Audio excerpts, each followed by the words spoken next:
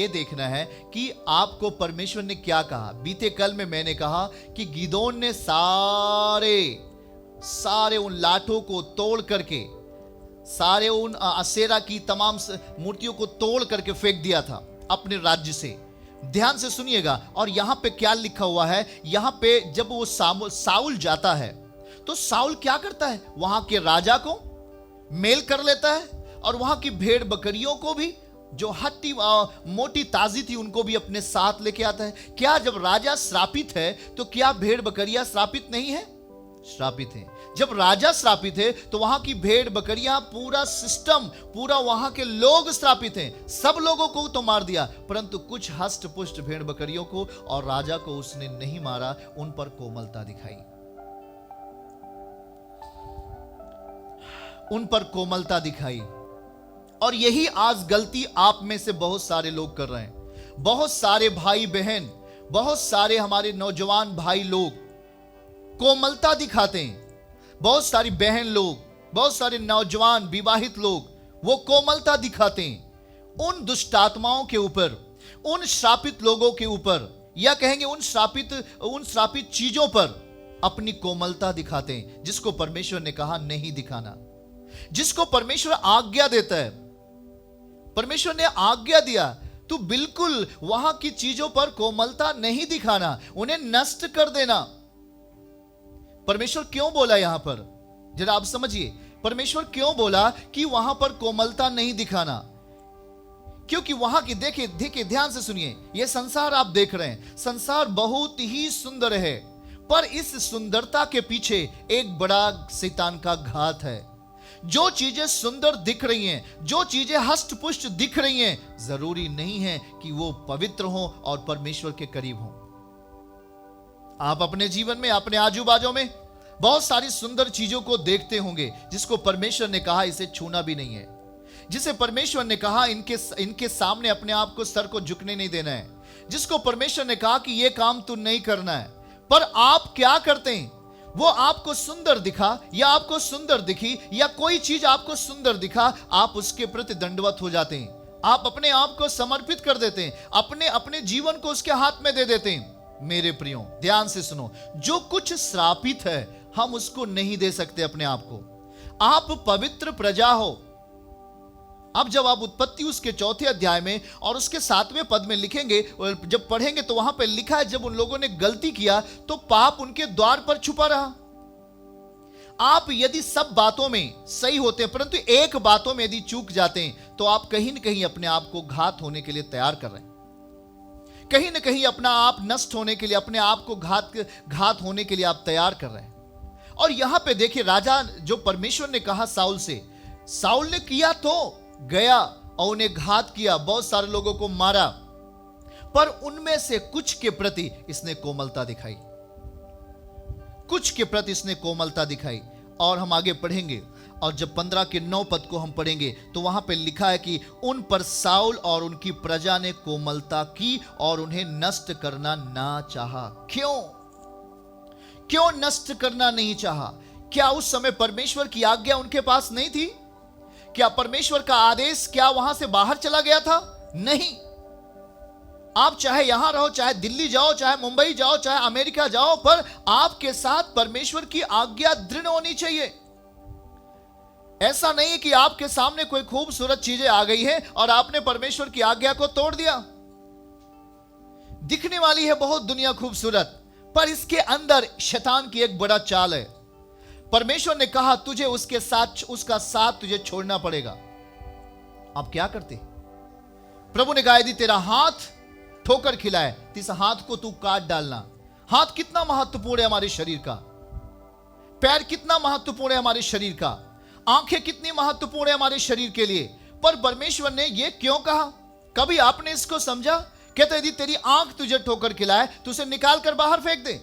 यदि तेरा पैर तुझे ठोकर खिलाए तो पैर को काट कर तू बाहर फेंक दे। लंगड़ा होकर तू स्वर्ग में जाना अच्छा है, पर दोनों पैर लेकर नरक में जाएगा, यह ठीक नहीं है। क्या है हाथ और पैर का मतलब? यही है। कुछ बातें आपके जीवन में ऐसे हैं, कुछ मित्र आपके जीवन में ऐसे हैं, कुछ आप सांसारिक लोग आपके साथ ऐसे हैं जिन्हें आप बहुत प्रेम करते हैं, व्यभिचार करने वालों से आप प्रेम करते हैं, चोरी करने वालों से आप प्रेम करते हैं, हत्या करने वालों से आप प्रेम करते हैं। देखिए, प्रेम करना अलग बात है, पर उसके स्वभाव में आप अपने आप को बदल लेते हैं। यीशु मसीह, ध्यान से सुनिए, पापियों से प्रेम किया, ना कि पाप से। इस जगत में परमेश्वर जब आया तो परमेश्वर ने जगत से ऐसा प्रेम किया क्योंकि उसने अपना इकलौता बेटा दे दिया, ताकि जगत जो कोई उस पर विश्वास करे वो नाश ना हो परंतु अनंत जीवन पाए। तो मेरे प्रियो, यीशु मसीह ने पाप से प्रेम नहीं किया, सिन इससे प्रेम नहीं किया उसने। जो पाप में ग्रसित थे, जो व्यक्ति ग्रसित था, जो भाई ग्रसित था, जो बहन ग्रसित था, प्रभु ने उन लोगों से प्रेम किया, अपनी सृष्टि से प्रेम किया। मेरे प्रियो, कहां हो आप? आज यहां पर साउल के अंदर एक कोमलता आ गई कि उन भेड़ों को हम ले लेंगे जो अच्छी हैं, उन जानवरों को ले लेंगे जो हष्ट पुष्ट हैं, और इस राजा को भी। क्या आ गया साउल के भीतर? क्या चल रहा है साउल के भीतर? जरा समझिएगा। आज 15 का 11 पद को हम पढ़ेंगे, 15 उसके 11 को, और देखिए क्या हुआ, परमेश्वर ने क्या कहा। 15 के 11 में लिखा है, मैं साउल को राजा बना के पछताता हूं क्योंकि उसने मेरे पीछे चलना छोड़ दिया है और मेरी आज्ञाओं का पालन नहीं किया। क्या हो गया? जिस परमेश्वर ने कहा जा और उसे तू समाप्त कर, उस परमेश्वर की आज्ञा को लेकर साउल तो जाता है, पर वहां पर कहता क्या है? वो 3 पद में लिखा है, क्या पुरुष, क्या स्त्री, क्या बच्चा, क्या दूध पीता, क्या गाय बैल, क्या भेड़ और बकरी, क्या ऊंट, क्या गदहा, सबको मार डालना, सबको मार डालना। आज नए नियम में हमें किसी आदमी को नहीं मारना है, हमें किसी बच्चे को नहीं मारना है, पर यह दृष्टांत ठहरी आज के जीवन के लिए। आज के जीवन के लिए एक दृष्टांत है कि हमें उन हर एक चीजों को मार देना चाहिए जो हमारे जीवन में स्थान लेके बैठा हुआ है, जो हमारे जीवन को रोक रहा है सफलता के लिए, जो हमारे जीवन को रोक रहा है उस ऊंचाई के लिए। हमें उन हर चीजों को अपने जीवन से मार देना चाहिए। उसे अपने अंदर क्यों जिंदा रखे हो? परमेश्वर ने कहा, मन फिरा लो, मार दो उन चीजों को जो आपके अंदर आपको नुकसान करने पर हैं, आपके अंदर आपको ले डूबेंगी। मार दो उस व्यभिचार की आत्मा को, मार दो उस लालच की आत्मा को, मार दो उस ईर्ष्या की आत्मा को, मार दो उस कठोरता की आत्मा को। नहीं तो ये जहां पे आप हो वहां से बहुत नीचे आपको लेके चले जाएंगी। और परमेश्वर यहां पे कहता है, यहोवा का वचन सामुएल के पास पहुंचा और उसने कहा, मैं साउल को राजा बनाने से पछताता हूं। ऐसा ना हो कि परमेश्वर आपको देखकर पछताए। आज इसीलिए प्रभु आपको वार्निंग के शब्द दे रहा है। उसका आज्ञा यदि आपके जीवन में है तो उस आज्ञा के बीच में कोई भी अगर आता है तो हम उसकी बात नहीं मानेंगे। उस आज्ञा के बीच में आपका फैमिली आता है, आपका भाई आता है, आपका बहन आता है, आपका पिता आता है, आपका मौसिया आता है, आपका कोई भी रिश्तेदार आता है परमेश्वर की आज्ञा के विरोध में, तो हम उसकी बात नहीं मानेंगे, हम परमेश्वर की बात मानेंगे। और जब आप ये डिसीजन लेते हैं, जब आप ये निर्णय लेते हैं, जरा ध्यान से सुनिए, आज परमेश्वर नाखुश हो गया। किस कारण से? क्योंकि आपने उस व्यभिचार के प्रति कोमलता दिखाई, आपने उस लालच के प्रति आपने कोमलता दिखाई।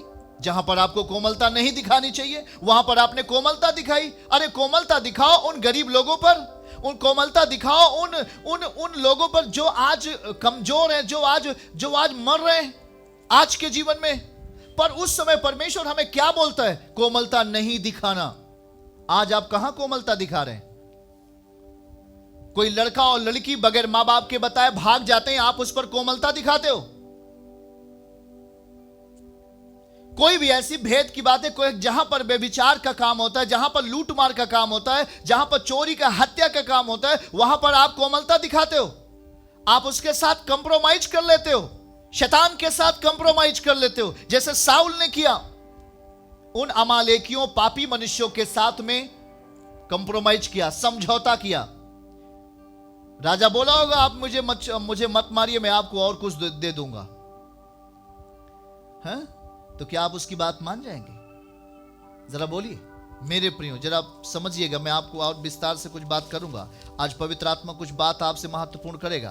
15 के 14 पद को हमारे साथ पढ़िए आप लोग।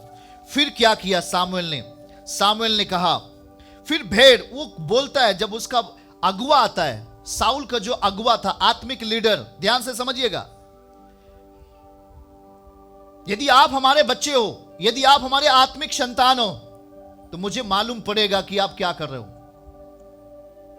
और वहां पे लिखा हुआ है 12वें पद में, जब सामुएल साउल से भेंट करने के लिए सवेरे उठा, तब सामुएल को यह बताया गया कि साउल करमेल को आया था और अपने लिए एक स्मारक खड़ा किया और घूम करके गिलगाल को चला गया। तब सामुएल ने साउल के पास गया और साउल ने उससे कहा, तुझे यहोवा की ओर से आशीष मिले, मैंने यहोवा की आज्ञा पूरी की है। कितना सीना तान के बोल रहा है भाई। क्या इसने यहोवा की आज्ञा को पूरा किया है? पूरा किया है जब इसने अपने आत्मिक अगुवे से झूठ बोला। साउल झूठ बोला। देखिएगा, जैसे ही आपका संबंध पाप के नगरी से हो जाएगा, जैसे ही आपका संबंध उस गुनाह के नगरी से हो जाएगा, पापियों उन गुनाह करने वाले व्यभिचारियों के, जब आप पूरी तरीके से उसमें शामिल हो जाएंगे, उसकी बात को मान लेंगे, गुनाह की बात को मान लेंगे, पाप की बात को जब आप मान लेंगे, तो जरा समझिएगा आपका रास्ता बंद हो जाएगा, आप अंधेरे में हो जाएंगे, आपको समझ में ही नहीं आएगा कि हमें क्या करना चाहिए। साउल नहीं मारा हष्ट पुष्ट भेड़ों को, उन श्रापित भेड़ों को जो दिखने में हष्ट पुष्ट हैं। राजा आगाग को नहीं मारा, उसके साथ कोमलता दिखाई, उस श्राप के साथ कोमलता दिखाई, उस गंदे लोगों के साथ कोमलता उस समय दिखाई। ध्यान से सुनिएगा, जिसे परमेश्वर ने कहा था नहीं दिखाना। यहां पे क्या हो रहा है? और यहां पर उसने कहा, तुझे यहोवा की ओर से आशीष मिले, मैंने यहोवा की आज्ञा पूरी की है। झूठ बोल रहा है वो। तब क्या करता है उसका आत्मिक पिता, उसे क्या कहता है? सामुएल ने कहा, फिर भेड़ बकरियों का यह मिमियाना और गाय बैलों का यह रंबाना जो मुझे सुनाई देता है, यह क्यों हो रहा है? यह क्यों हो रहा है? शाऊल, तुम बोलते हो कि मैंने परमेश्वर की आज्ञा पूरी की है, पर ये जो तेरे सामने, तेरे पीछे गाय और भैंस और बकरियां, जो भेड़ें हैं, मिमिया रही हैं, ये कहां से आवाज आ रही है? ध्यान से सुनिएगा। हर एक पाप का असर, जिस तरीके से पवित्रता का असर होता है, जब आप पवित्रता में चलेंगे उसका असर होता है, उसी तरीके से पाप का भी असर होता है। जब एक व्यक्ति खेत में बीज बोकर सो जाता है, तो जब रात हो जाती है, जब वो सो जाता है, तो वहां पे लिखा है, यीशु मसीह बता रहे थे कि आया एक व्यक्ति और उस खेत में बीज बोकर चला गया, और जब सवेरे उठा तो उसमें कांटे जैसे बीज उगे हुए थे। आप जब सो जाते हैं परमेश्वर के प्रति और बिल्कुल आप सचेत नहीं होते, तो शैतान आता है, बीज बोकर चला जाता है। और यहां पे जरा देखिएगा, उसने कहा यह क्या हो रहा है? साउल ने कहा, वे तो अमालेकियों के यहां से आए हैं। अरे अमालेकियों के यहां से आए हैं, क्यों आए हैं? प्रभु ने कहा सारे लोगों को नष्ट कर देना, तू अमालेकियों के यहां से भेड़ों को, हष्टपुष्ट भेड़ों को लेके चलाया है। अर्थात प्रजा के लोगों ने अच्छी अच्छी भेड़ बकरियों को, गाय बैलों को तेरे परमेश्वर यहोवा के लिए बलि करने को छोड़ दिया, बाकी सब का तो हमने सत्यानाश कर दिया। 16वें पद में लिखा, तब सामुएल ने साउल से कहा, ठहर जा, जो बात यहोवा ने आज रात मुझसे कही है वह मैं तुझको बताता हूं। और उससे कहा, कह दे। सामुएल ने कहा, जब तू अपनी दृष्टि में छोटा था, तब तू इज़राइल के गोत्रों का प्रधान न हो गया? अरे जब आप बीमार थे, जब आप समस्या में थे, तो प्रभु आपको चंगा करके आपको ऊंचा उठाया। याद दिला रहा है आत्मिक अगुआ आपको। आज आत्मिक अगुआ आपको ख्याल करा रहा है, याद करो उन घटनाओं को जब तुम एक क्या थे। यहां पे याद दिला रहा है, तू इज़राइली गोत्र का प्रधान हो गया, उसके पहले तू क्या था? तुझे कौन जानता था? क्या यहोवा ने इज़राइल पर राज्य करने को तेरा अभिषेक नहीं किया?